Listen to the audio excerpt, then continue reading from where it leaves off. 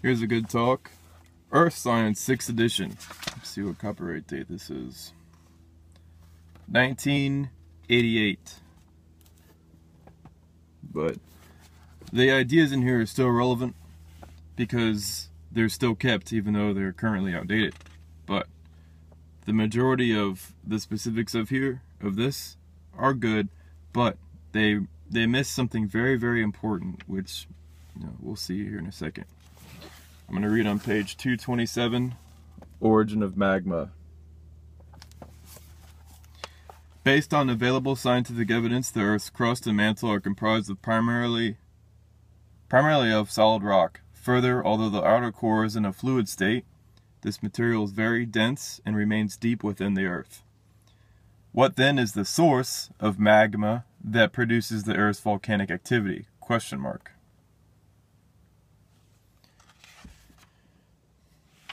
Then it says here, what is the heat source to melt rock? One source is the heat liberated during the decay of radioactive elements that are thought to be concentrated in the upper mantle and crust. Workers in underground mines have long recognized that temperatures increase with depth.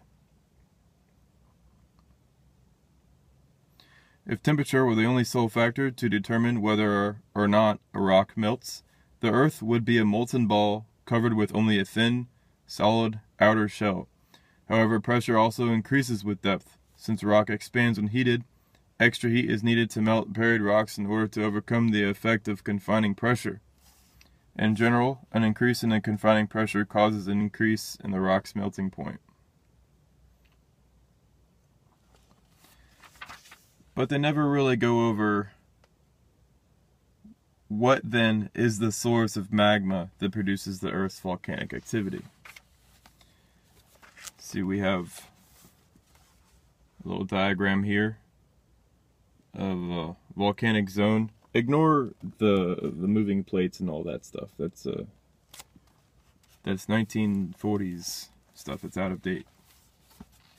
And you have here, Sutsey emerged from the ocean just south of Iceland in 1963. That looks pretty cool.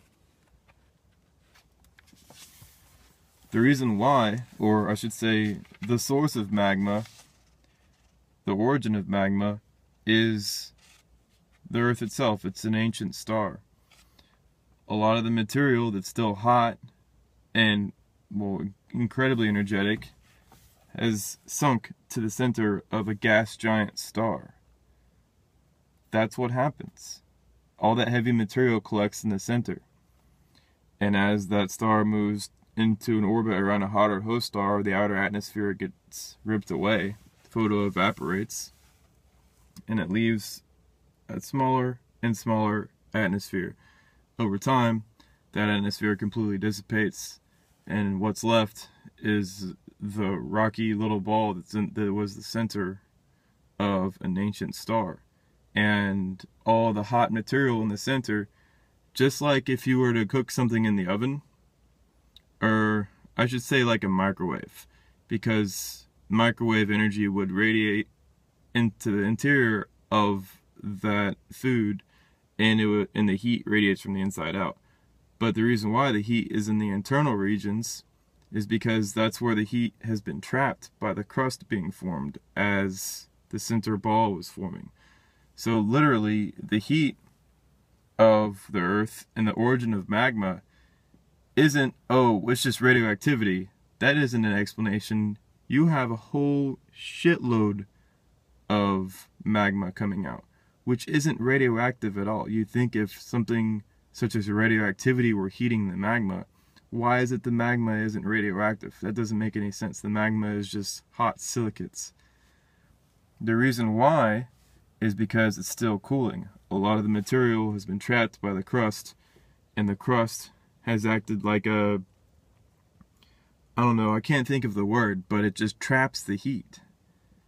And it's trapped the heat for very long periods of time. And then what happens is the heat still tries to escape through the crust and forms what's called volcanoes.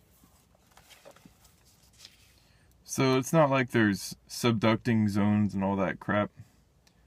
What's happening is just the atmosphere is dissipated away, and allowed the crust to expand slightly, and then now it's contracting again.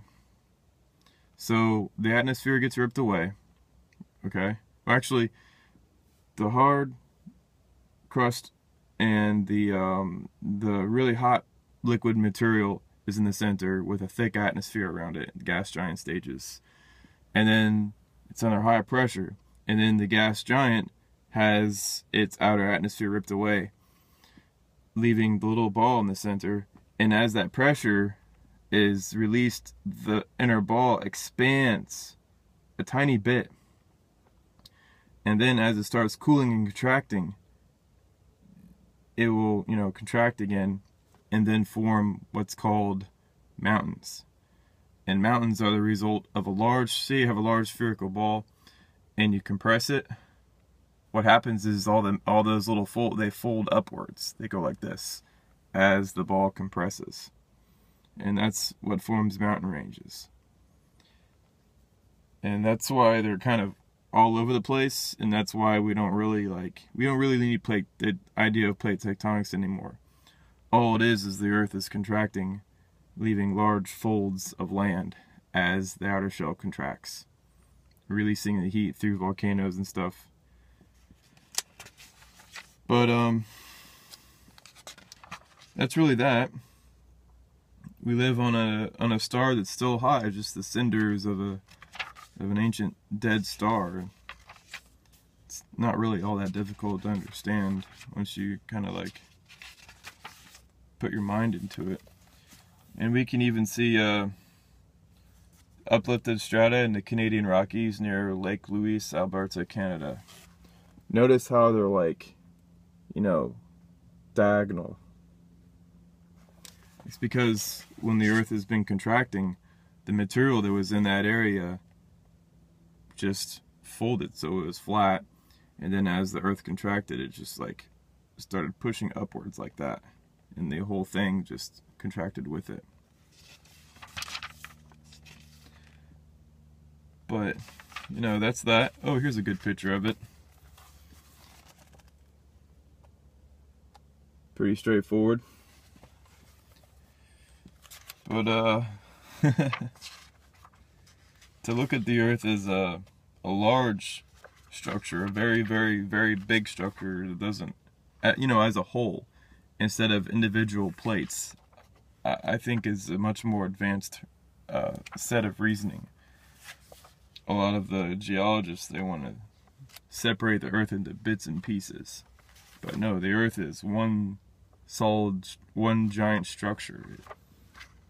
It operates as a whole. It's a whole. It's not little individual pieces. But there's that. Hopefully people can use these understandings to make the most of their learning. And I'm also glad there are people communicating online with each other concerning this theory, because it's a lot. It's a lot to take in. Today is October 18th, I believe, 2015.